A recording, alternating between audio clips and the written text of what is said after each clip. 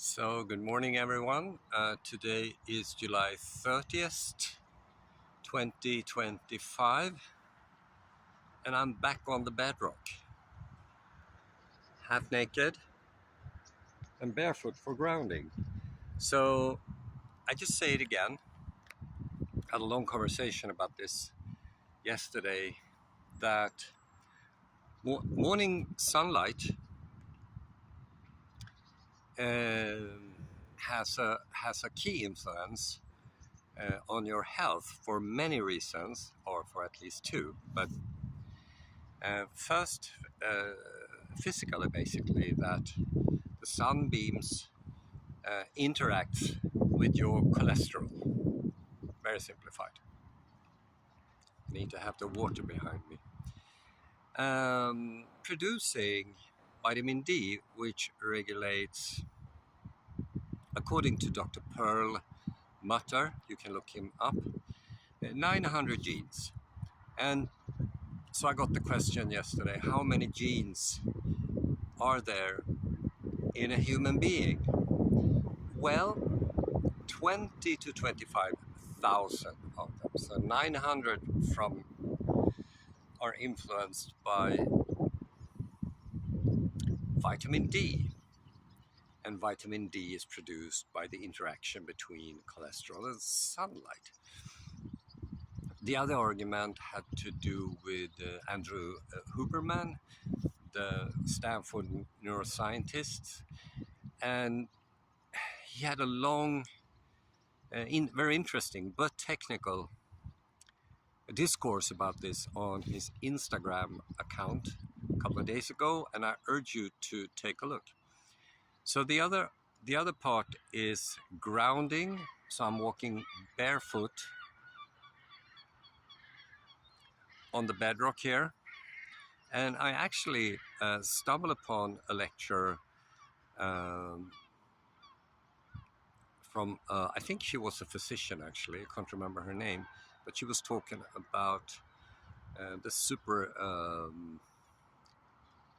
influence of grounding on various health aspects. So I don't know if that is fully true, but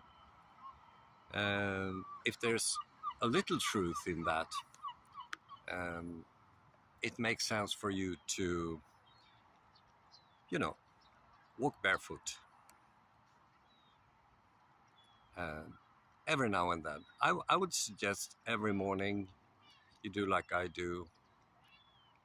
Take morning sun. You can search on the internet or through the LLMs on morning sunlight and health and see what comes up.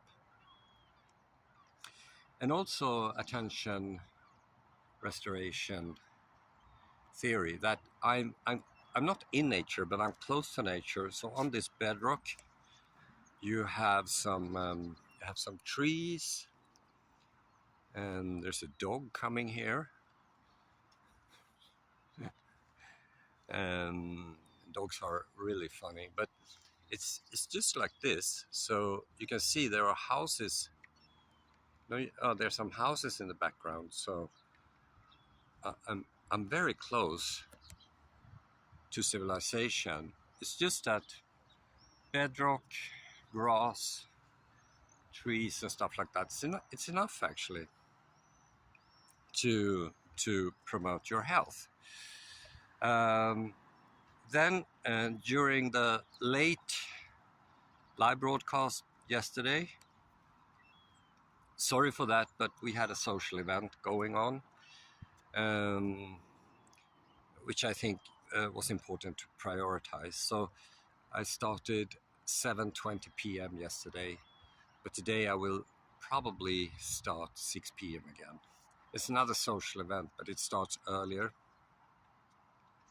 But I got an interesting question about Dogma, which is a very interesting phenomena, in my view. And the Dogma is where everyone basically have the same opinion based on a centralized view. How good is that? what is the better opinion, which I tried to answer yesterday. Well, briefly, first and foremost, the opposite to dogma is heterodoxy. You can look it up, heterodox. There is a very interesting 3-minute long video on the YouTube which explains heterodoxy, which equals viewpoint diversity. So instead of, if you have dogma, that is perfect if you go into war, if you're going to invade a country, you would like to have obedience, okay? But it doesn't pay off in the long run. If you want societal development, you go for heterodoxy or viewpoint diversity, because it's the foundation for reason, and this is how we think and talk in a logic way to solve problems and stuff like that, and we do that in a social perspective. And it's a way of thinking, I think, that you prepare yourself for viewpoint diversity. And I said that yesterday, prepare to be surprised. It's basically the same thing, that when you encounter other people, the key point is, first and foremost, you want to milk them of as much information as possible. So you have to have bigger ears than I have. And you also should be prepared to ask follow-up questions. This is really hard because we have like an impulse to start arguing from our own viewpoint. That never pays off. Argumentation. Now the key trick, I'm in Finland, and I'm talking about my former employee, and some people would say that, oh, stop doing that, because you're just bitter or something.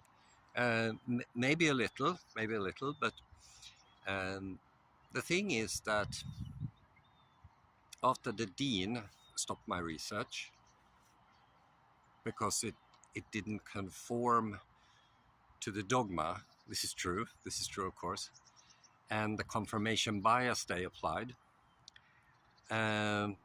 soon after, in February 2022, this is, Parikka at Helsingin Sanomat reported that viewpoint diversity was suppressed at that very faculty. And as you know, that academic progress is based on viewpoint diversity, what would happen? Well, lo and behold, in August 2023, Beckgren, I think her name was, reported for the same tabloid that the research at the University of Helsingfors had collapsed. The whole research. It's not like you have a few bad apples or something like that. The university had basically fallen from place 56 on international ranking, which is very good for a university in the Nordic countries, actually, because the population is so small up here. We have 10 million in Sweden and 5 million here and 5 million in Norway. So reaching place 50 is super good. But in just a couple of years, it basically fell to lower than 100. I think it was down to 115 or something like that. And that's a marker, of course. What did the government do? Did they sack the people? No. The rector, the chancellor, all the deans, they are still there. Unbelievable. And the university is still at around 100. What's the take-home message? Well, if you suffer from dogma and confirmation bias, it will cause, what was the name? Reputational cascades. So you're surrounded, the people who notice that, oh boy, there's dogma here, this very centralized governance, they stick with it. So they conform to these ideas and they spread throughout the organization. And that's probably the likely explanation why most of the research at the university has collapsed. Um, in my defense, the rector who evaluated my research, the dean's boss, he said that I was one of the top researchers. So, so yes, I think it's an issue for all of us, that dogma is happening. And how do we go about to solve it? That's of course the trick. I think because I read the nutrition guidelines, and I met with people who know these people, and the key point here is that they still warn people from eating saturated fat and salt. A saturated fat you need to consume for the brain to produce myelin. That means for the brain to function. Everyone knows now that there's no health risk, in eating saturated fat, but also salt. You need salt to avoid cardiovascular disease. This is paradoxical, especially from my upbringing, which, yeah, it wasn't like that really. So here we go. Dogma, heterodoxy, reputational cascades, confirmation bias can basically, in a very brief moment of time, kill off any progress. And I believe it has to do with nutrition.